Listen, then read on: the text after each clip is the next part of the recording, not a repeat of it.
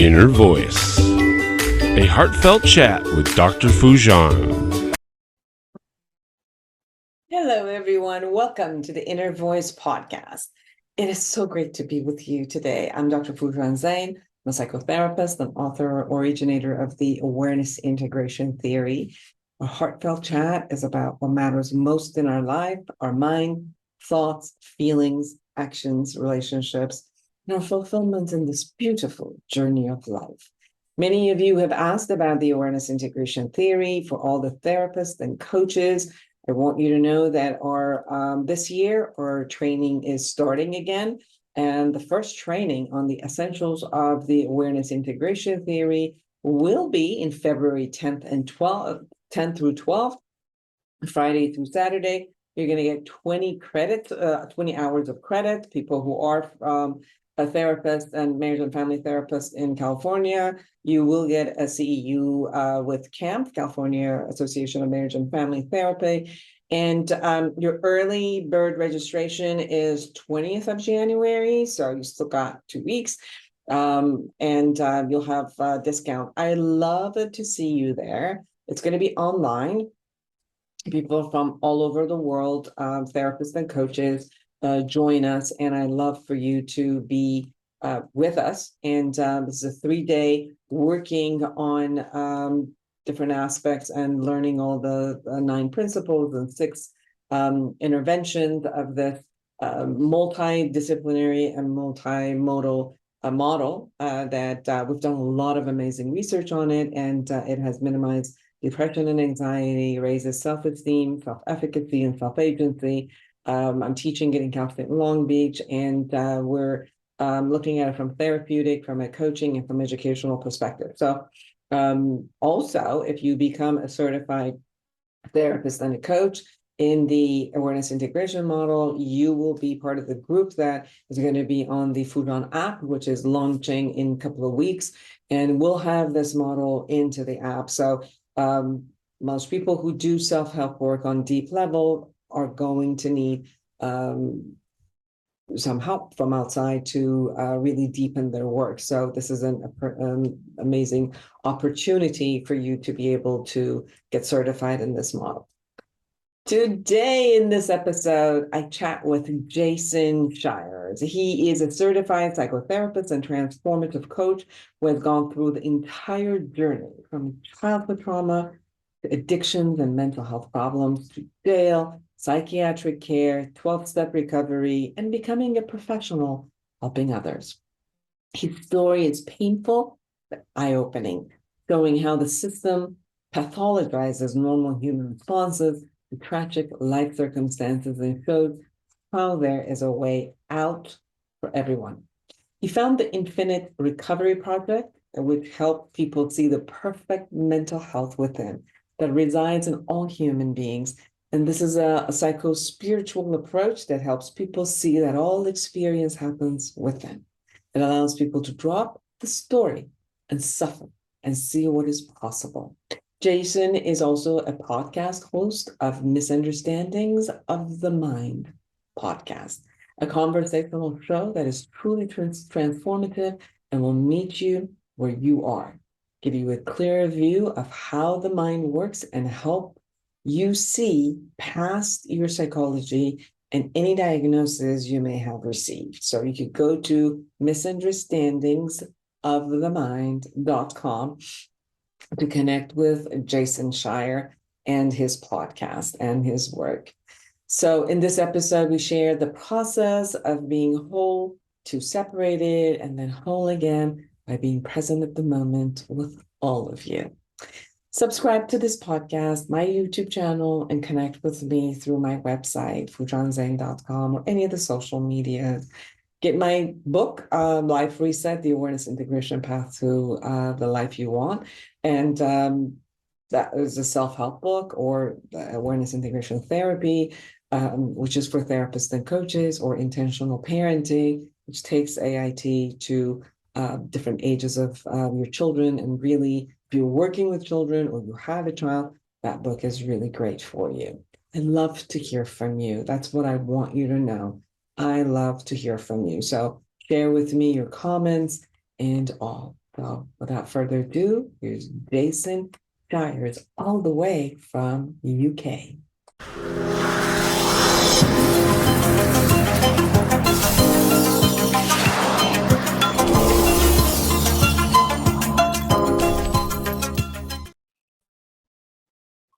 Well, hello, Jason Shiers. It is so nice to have you all the way from UK. Hello, good evening. Thank you for having me. Looking forward to, I always say I'm looking forward to hearing what I'm going to say because I don't know. I don't know. I know. Isn't that wonderful? It's like, we're just going to have a fun dialogue. And I'm sure if the two of us enjoy each other's conversation and learn from each other, that everybody who's with us is going to have the same thing. I enjoy conversation and learning from, these interviews every day. There's something that I learn. And I know that you have been going through all sides of, let's say, mental health. You've gone through your own experience, as well as many of us go through experiences, but you have been diagnosed, you've been medicated, you've been shedding off things, you've been looking at your own strength, and you've created a perspective and a model to support people looking at their strength. So share with us your own journey that got you here, and then we'll go through what you've got and what you're offering to everyone else who's might be going through similar things. Yeah, it's kind of a long journey. I'll try and kind of make the major points, but like my journey started when I was just 5 years old and I lost my dad in a tragic accident. He left the house one day when I was just 5 and he never came back. He was killed in an accident. And ever since then, I guess I lost my dad physically and I lost my mum emotionally because she struggled to cope with it. So, I always say, what was my childhood like? It was really like work it out yourself. That's what it was like. I was left to work it out. So it was kind of loveless from a child point of view.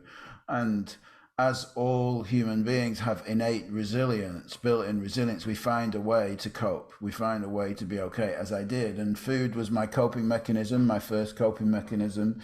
So food became my friend. It became my emotional support. It became reliable, consistent. It did what it said every time. I could rely on it. It's like, so food, and with the consumption of mass amounts of food to cope with internal experience comes a huge weight gain too. So, like there was the external manifestation of what I was putting into my body, and then my mum's attempt to fix that, like what's going on with Jason, no thoughts about grief or anything, and she did what anyone would do. She found a way to get help, in the form of psychiatry at the time, because that was all she knew.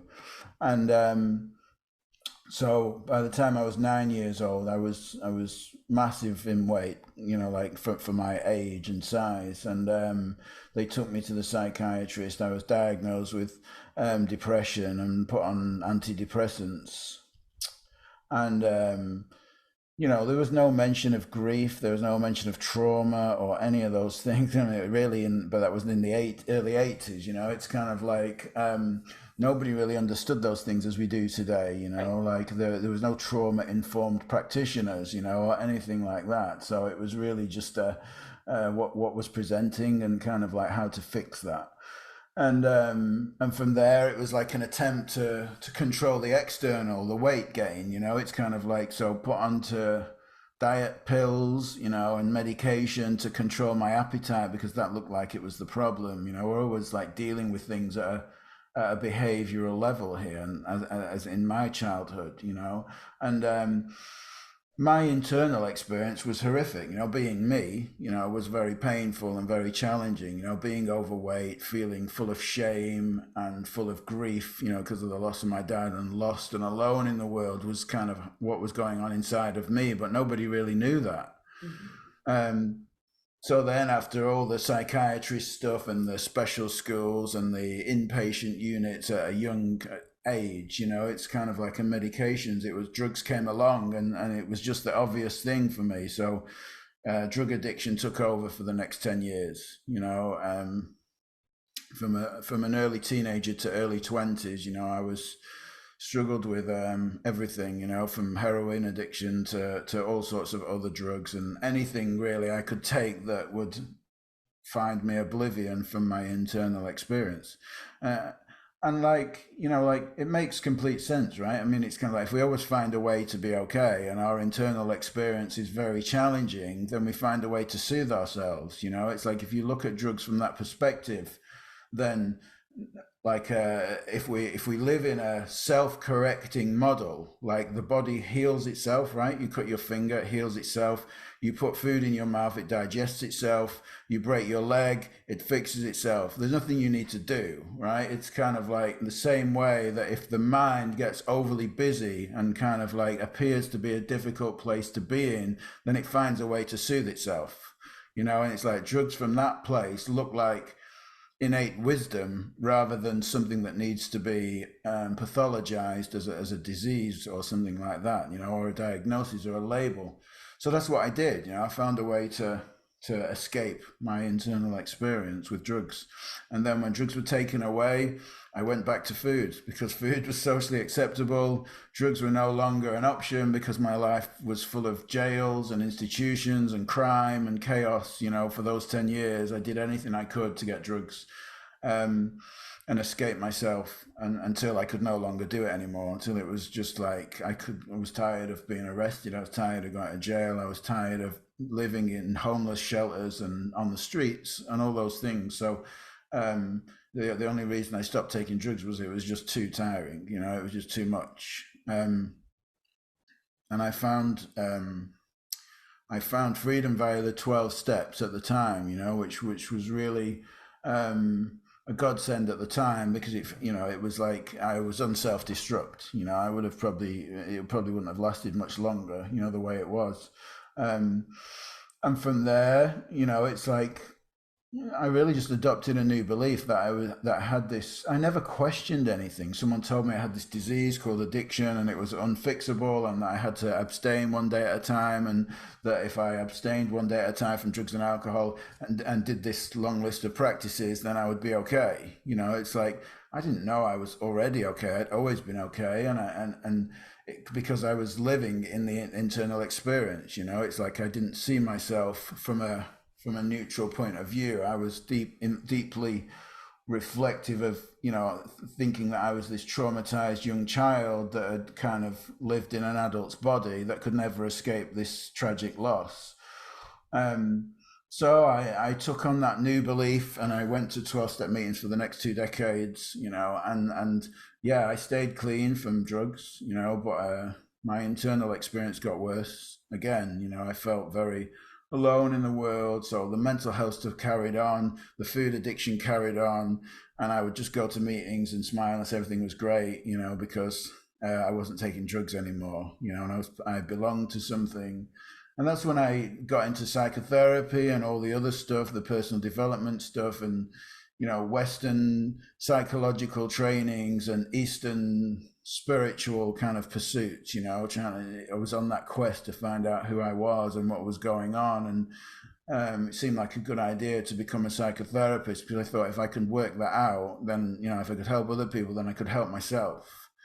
But at the end of all those years and years of trainings with a long list of qualifications and sort of letters after my name and degrees and different diplomas and different qualifications, I kind of sat one day and thought, well, I'm not happy. You know, I'm not happy. And how can I help anyone else be happy? You know, and I thought, actually, I know a lot of therapists and they're not happy too either. You know, it's kind of like they can put the front on, you know, it's like in the spotlight, for example, in the media, but like the truth, you know, when you really know people, when they tell you what they're struggling with behind the scenes, you know, it's kind of like, I thought that doesn't really seem like the peaceful life or the joyful life that I'm looking for. You know, there was still a lot of escapism going on amongst the people that I knew. And it seems like for many of us that struggle with addiction, once we get clean, it seems like the only thing we think we can do is become a counselor or a therapist, because it seems easy and we've lived this sort of troubled life. And that's what a lot of people did.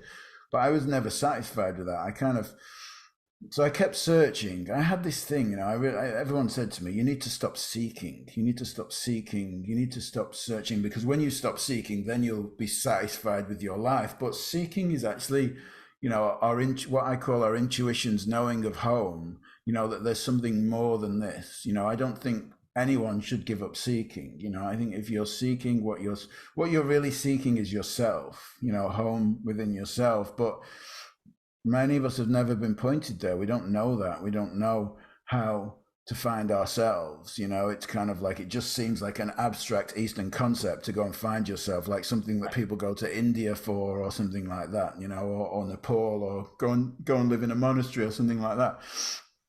And I didn't know what it meant either. People used to say to me, it's kind of like, you need to look within. And I would be saying, well, what does that, whereabouts, where do I look? It's kind of like, what is it I'm looking for exactly? It just sounded kind of abstract and couldn't make any sense of that. So, but I never gave up, I never gave up. There was that part of me that, I guess there was one part of me that was resigned, like to living this destructive, traumatized victim story, like that played out in our relationships, destructive and toxic relationships, and the relationship with food, my obsession with the gym, and while I was clean with pornography and sex and relationships and everything, it's like. But then there was another part of me that never gave up, and that was the knowing, the knowing that there was something more than what I had, So it was like this two sides of the same coin, I guess, And I did all of Tony Robbins's courses, it was like I thought, well, maybe the personal development rather than the therapy side of things, the coaching versus therapy type thing is the way to go. So I did all this, and it was like all about hustling more and grinding more and getting more businesses, and I'd been outwardly quite successful at this point, it's like, but that still hadn't made me happy. So I was doing all the Tony Robbins, getting up earlier, doing more work, working 18-hour days, running myself into the ground, trying to make myself a better version of me, because that was kind of what I felt was being taught, in that work. And it felt just overwhelming. There was so much to do, and just to be okay, to find this better version of myself. And amongst all this, I'd kind of I joined this personal development group where we shared resources and stuff. And I came across this video by chance called The Path of Effortless Change, and I thought, oh, I just love the word effortless. I just straight away, it's like, please, give me something in my life that's effortless, anything just to free me from this. Like every day was effort, every day was striving, every day was a challenge, even from the days of drug addiction, of waking up and going committing a crime, and to going selling something just to get money, just to buy drugs, just to feel okay, to the life that I had now that was like full of getting up early, trying to earn more, trying to start more businesses, trying to look outwardly successful. It was just like, oh, God, like somebody give me an easy day, God. So yeah, this course by Michael Neal, it was, who became my coach, for a few years, and I did his trainings in LA called Super Coach Academy, and I watched this video, and it was like a serendipitous moment, because I didn't watch it thinking, oh, this is gonna, like be the one that helps me feel better, but I watched it just to be able to share it with these other people that in this group that I was in this personal development group. And I didn't even plan, but I just found myself mesmerized by it. I was kind of like, I don't even know what this guy's actually saying, but like there's something in it that's really speaking to me, And a year later, I ended up at his house in LA for a course, and I just had this, over 2 days, I had this realization that everything was okay. It had always been okay. It's like I'd seen the thought created story that I lived in. I'd seen the victim story, I'd seen the survivor story, I'd seen the addict story. I saw them all as stories created via thought that I lived in and suffered from and escaped from myself on a daily basis, that they weren't who I was. Fundamentally, I was okay. I'd always been okay. And yet I'd lived in the feeling of my thinking, my whole life. I'd lived in the story. Every day I'd woke up and I believed I was this damaged person that had to do all these things in order to be okay. And it was like a domino effect. It was it's what I call an awakening or a realization, to the truth of who we are, seeing beyond the conceptual Western psychological theories, which I'd been trained in, as a therapist, like of brokenness, of the model of illness, and all the years and years of psychiatry and labels and eating disorders and addiction stuff. It just all fell away. It was just like I can't think of a good metaphor, but it was like parts of me were just crumbling away and just disappearing, and it's like the labels were falling off. I was just realizing what was seeing what was true by seeing what was not true. That's not true. That's not true. That's not true. That can't be true. It's just seeing that there was no truth in any of these things. They were kind of helpful at the time, the labels, maybe for a momentary kind of respite from my own experience, but in the long term I'd adopted them as part of my identity, and that was the part that's not helpful with our current psychiatric and psychological systems, is that like people take on these labels and think it's part of their identity and that they can never be fixed. It's part of who they are, unless as I had done. So I became free. I just really freed myself from all those experiences, and I started being more curious about life again, about myself, about who am I really? What do I like? It was like waking up from a bad dream, or a nightmare, so to speak. It was like I became aware of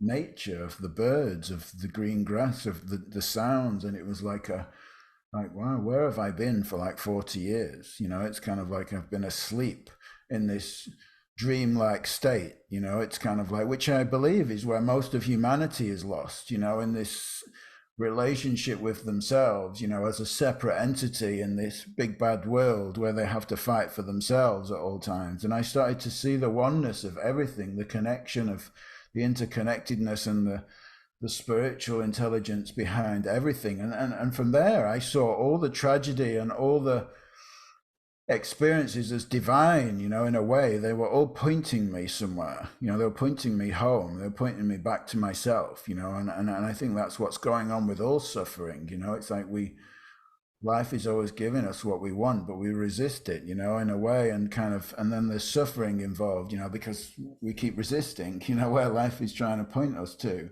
And I saw the divinity in all the experiences that I'd had, even in the tragedy, even in the loss of my dad, that it was such a gift, that had kind of eventually, even though it was a painful experience, eventually it kind of pointed me to the truth of who I was back inside, to see that I was always okay, even though I'd lived this life of suffering for perhaps 4 decades, and that's really what I saw as what became the core of my work, helping people see what's right with them versus seeing what, like as I'd lived in the experience of, everyone giving me a new label and finding out what was wrong with me and saying that I'd never be fixed, I'd never be healed, I'd never, I'd never live a happy life. I'd always be suffering. I'd always be on some sort of medication or dealing with something or having to practice something in order to be okay. But in my work, it's really helping people see that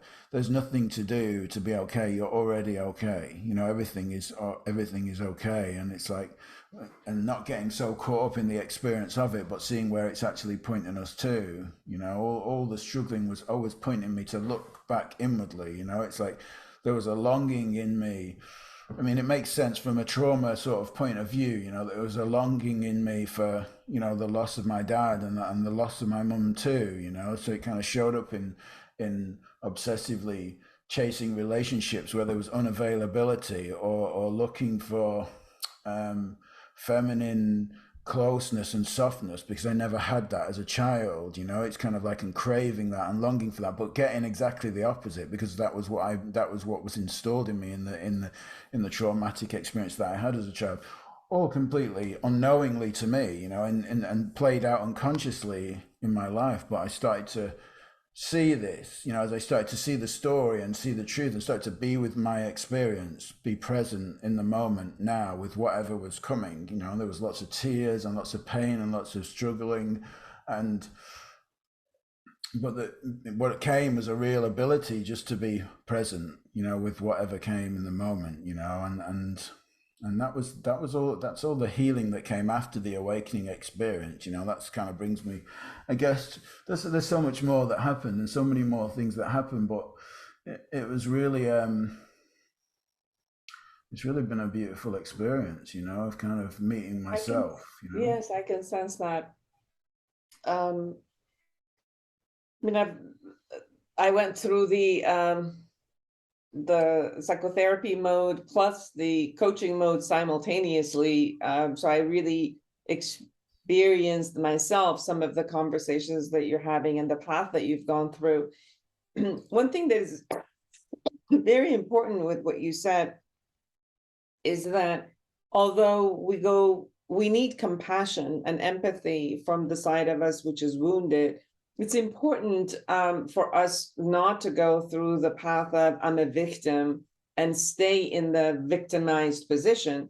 Yes, everybody gets victimized at one point in life, but I think that, you know, the message that I'm a victim of life and will always be a victim of life because of something that has happened to me, it puts us in a position that the same, you know, we have to find some sort of coping mechanism to consistently, you know, feel power, where the message to ourselves is always that I will always be powerless. So there's this concept of getting to a place of knowing that, yes, there's so many things in the world I am powerless against, and there's so many things in the world, or there are areas that I can be powerful. And internally, I'm always powerful, but there's circumstances that truly I will always be powerless against. And you know, the notion of that I'm going to be in power with everything is not accurate. I'm in power of how to be with anything, but there are many times that I'm going to be powerless against whatever shows up out there.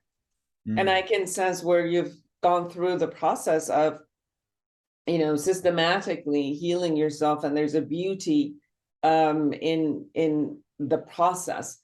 The beauty is there. It doesn't mean that you don't go through the ups and downs and the pain and the joy and, you know, the gratitude, and then you fall right into the pain again. And yes, it's like, you know, hiking somewhere, you're going to go up, you're going to go down. Sometimes it's going to be easier, sometimes it's going to be harder. But the path of almost like finding the self and then enjoying the self. And I know that when our trauma is very young, we haven't found the self anyway yet because our ego state are not there to find it. And then we find it. It's almost like we recognize ourselves as someone with pain versus what you finally came toward, which is, no, there's a beauty inside. All is well inside. It's not that myself is a pain. It's the beauty, and then pain is on top of it. It's like a beautiful diamond which has got crust on top of it, and all we need to do is to, you know, kind of like get the crust out, and then the shine shows up. So that's what I was hearing, and kind of relating it to what I had gone through the path to get to where I am today. So thank you for sharing that.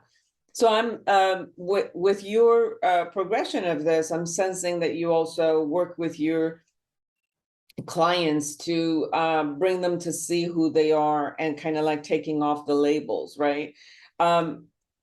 One of the things you said, and I recall, I had gone obviously through a lot of healing with psychotherapy, and then I went to like Landmark and some of the other courses, Tony Robbins and Landmark and all of it. And I remember working with one of the coaches, and I kept going through and, you know, going through crying and going through, and then the coach looked at me like, why is she in psychotherapist? And she's been a psychotherapist for so long, and she can't even, you know, she's still in the victim. And it kind of like that way of being was such a mirror to me, where I looked at, you know, as long as you look at the same thing over and over and over and over from a trauma perspective, and again, it doesn't mean that we don't have compassion and we don't need to heal the trauma, But the point is, even after healing the trauma, if we keep coming back to it with the same view, we're always going to produce the same emotions because it's the same story. You know, when you keep going to a horror story, you're going to keep creating the same emotions. And the same, you know, what I was hearing from you, it's like shifting the perspective of what you said, which is they're all a story I made up, and how I can be with the story I make up. And if I made up that story, I can rewrite the story. I can dismantle the story. I can dismantle the beliefs I created. It gives a sense of freedom then to be whoever you need to be and find the essence of you. Yeah. These were all the things that showed up for me as you were talking. Yeah, no, it's a very important distinction for me to make. And it's like when I work with people, it's really about, I want people to understand their true nature before we talk about trauma. Because what I find is that the Western psychiatric and psychological models, in a way, are iatrogenic. You know, they perpetuate the belief system, you know, about trauma. And like you said, when we coming from either victim or survivor, because both of them are just stories, you know, none of them are true nature. It's like when I'm a survivor, I'm like, yeah, I overcame that, you know, that bad thing that happened. When I'm a victim, I'm like, oh my God, you know, I'm a victim to that bad thing that happened. It's all a story. So when we're seeing that happened, you know, it's kind of like, and I was affected by it and I'm okay. Yeah, I have these visceral residual responses of the nervous system that happen in the body without the story, you know, like, so unless I understand my true nature, I'm going to perpetuate the story because I've took on some psychological or psychiatric belief about how trauma affects me, and it's permanent, it's in the nervous system, it's how certain things show up for me. When I see that all that is in service, you know, in service of me experiencing love in the moment, the love of life, the love and connection with other people, you know, it's like it's all pointing me home. And when I've experienced my true nature, when I see that I'm not a victim or survivor, something happened, you know, I was affected by it, and there's a part of me that cannot be damaged, cannot be touched, cannot be scratched, is unbreakable, is permanent there. My mental health, you know, is always there. It cannot be taken away from me. When I see that, then I can explore the trauma responses of the body that happen. You know, it's kind of like sometimes, you know, if you look at Carl Jung, you know, like he said, unless you make the unconscious conscious, it will dictate your whole life and you'll call it fate. You know, it's kind of like, then I'm aware that I'm okay and I have this perfect place of mental health in me. You know, it's like, and I'm no longer telling the story yet. There's times when there's external stimulus, relationship, people, judgment, you know, money, things that are happening that trigger this contraction in the body, you know, which then I have a lot of thinking about and then I have a reaction to, but I've not seen it in my mind. It's not come up as a thought-based belief. It's actually a response of the body. I can explore that from there, but until I really know that there's a part in me that's okay, what my true nature is, I'm so susceptible to going down the trauma rabbit hole that's kind of pushed on people innocently by well-meaning practitioners, you know, in the psychological and psychiatric world that were like I was when I was a new psychotherapist, when I hadn't discovered my true nature, and I really thought people were broken and I was broken too, and we were all broken and we would never be fixed, you know? Yes. So you brought a very, very good point. I mean, I've worked with addiction for 30 years. I consider myself an addict. Food. Cigarettes and food, and come from an extreme childhood trauma too. So I've experienced what you're sharing with me. I can't say the same, but you know, I experienced my own experience relating to what you said. There's also this part of how you're saying it that it works, which is we dissociate, you know, we kind of like separate ourselves. So you met another part of you who went to create the crime and get everything. And then you met the other part of you, which, you know, and these parts are first, you know, as we grow, as we're born, they're kind of like we're a whole, and then we keep getting separated. And as you go through the process, I hear you come back to this whole, you bring all the other parts of you back. into a wholeness versus these separate parts, which we do when we go through addiction. It's this, dissociated part, because you could see, like, I could say anything or sit down for 5 minutes and go through all the things that I need to be going through, and then another part shows up, hijacks, like absolutely hijacks the brain and the behavioral process, and you find yourself suddenly in a whole different scenario, and then you got to get yourself back. And there's this, there's like two parts that are constantly even in war within the self, not only with the world, but within the self. And what I'm hearing in your journey is to bring them all back, let go of the dissociation and the wholeness, and bringing present moment here and now, and healing all that space. Is that accurate in what I'm hearing from you? Yeah, it sounds like what you're pointing to is really permission to be you, whatever that is. It's kind of like in the present moment now, what is happening with you? It's kind of like what is happening in your body right now. I mean, because we've only ever got the present moment. We experience the past in the present moment. We experience the future in the present moment, in our thinking created experience of the past and our thinking created experience of the future. Right. That's all we can ever experience. So like when we invite and give permission to everything to be present, whatever that is it anger? Is it dissociation? Is it irritation? Is it restless legs? Is it happening? Is it happening in the body, or is it thought-based happening in the mind? It's kind of like, my favorite saying is, all of you is welcome, whatever that is. It's kind of, and rather than, like psychology in a way complicates, and spirituality simplifies the experience of being human, and I to me, a good healing process brings both together. It sees the value of both the psychological and the spiritual being the true nature, who we are, the part of us that's undamaged, unbreakable, and the psychological often how we became in our childhood and what we experience and how that plays out in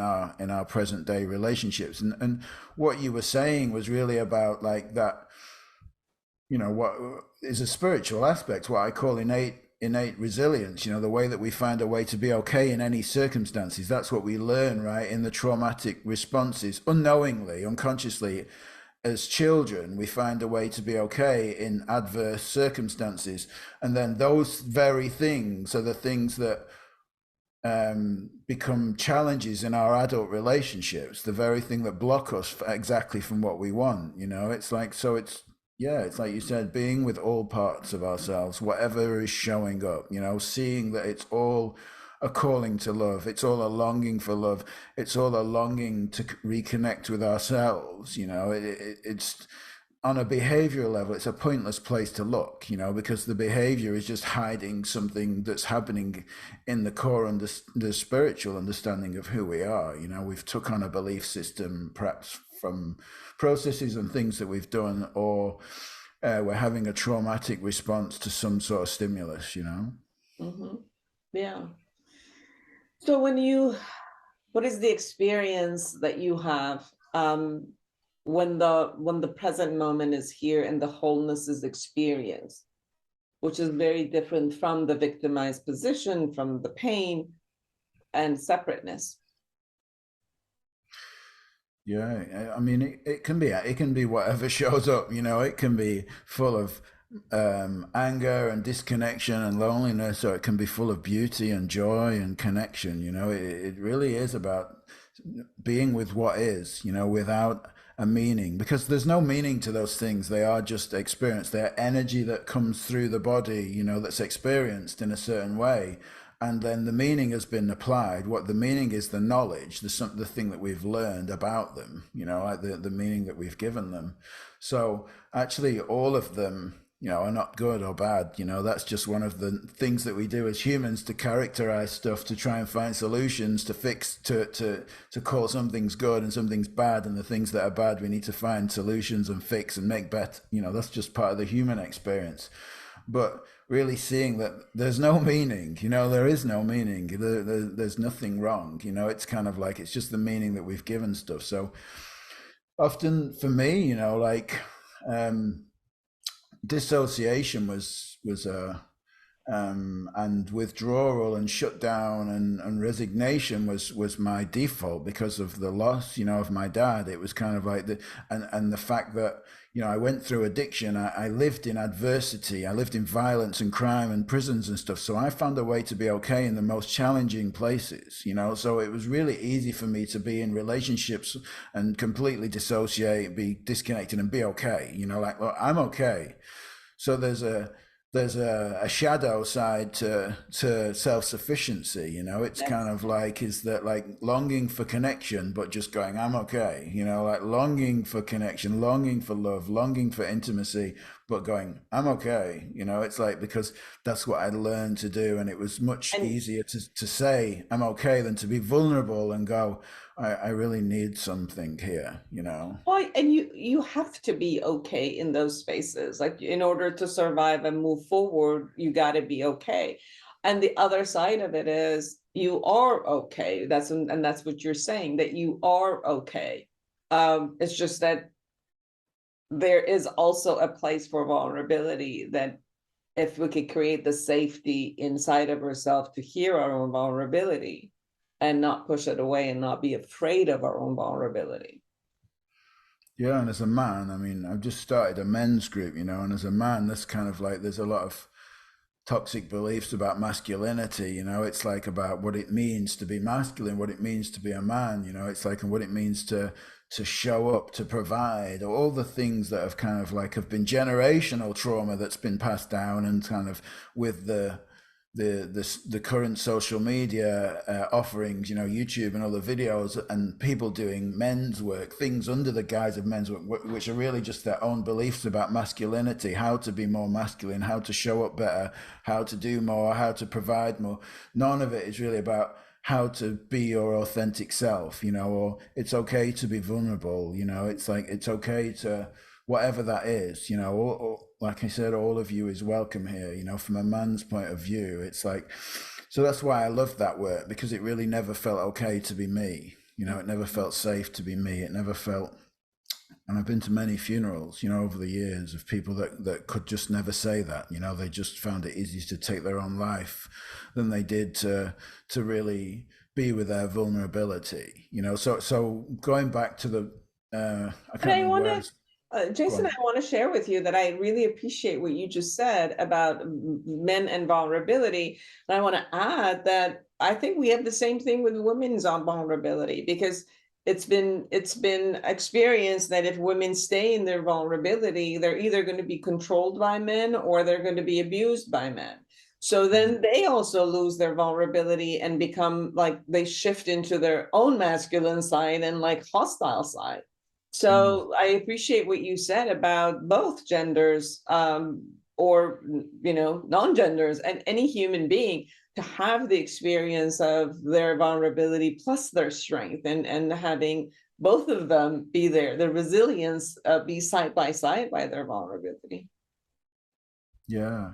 Yeah, I love that. It's like, it's really about whatever is present in the moment, and I guess what I was going to say was I love to be connected to my body. So for me, sadness and being connected to my feelings is currently, and has been for a long time, a gift to me, where I'm not afraid to show my feelings, because, I was so disconnected from my body for so long. I just lived as a walking head, it's kind of like, that was it. Anyone would say, how do you feel? My answer would be, I think I feel, I don't know. The truth was, I just didn't know. I had no idea. What do you feel? Where do you feel it? What are emotions? Where do they come? Because I just learned to disconnect as a way of safety, and I embrace that. Today it feels good to be connected to my emotional side, and to sort of be present with that, whatever it is, without any shame of showing up, without any ideas about masculinity, about what I should be and what I shouldn't be, and really knowing, just having that instinctive knowing that who I am, is enough, In 1 minute, anything we haven't said that you really want everybody to know? Oh, just any minute I get, I would take it to say to men, don't suffer alone. Don't be the strong, silent type. There's so much beauty available in life, than suffering alone. And, just to share and to speak, just to be open to show up and speak to somebody with an open heart, that's willing to hear you and to be present with you and not give you advice and tell you how to be, but just to witness you, being vulnerable. That's the biggest gift. So to any men suffering, find that person, Beautiful. Jason Shiers, everyone. Jason, how could people find you? My addiction treatment program is called the Infinite Recovery Project, and my website, wideworldcoaching.com. And also I have a podcast that has conversations like this, kind of really looking at true nature, called Misunderstandings of the Mind. Many beautiful conversations with different people on all sorts of subjects: relationships, mental health, connection, depression, anxiety, addiction, all sorts of stuff, which is great. Beautiful. And what is the website to go to? Misunderstandingsofthemind.com. Misunderstandingsofthemind.com. Beautiful. Thank you so much for taking the time to be with us. Thank you. I really enjoyed our conversation and are related to it so much. Thank you. And for all of you who are out there, create an amazing life for yourself and everyone around you. And until next week, bye-bye.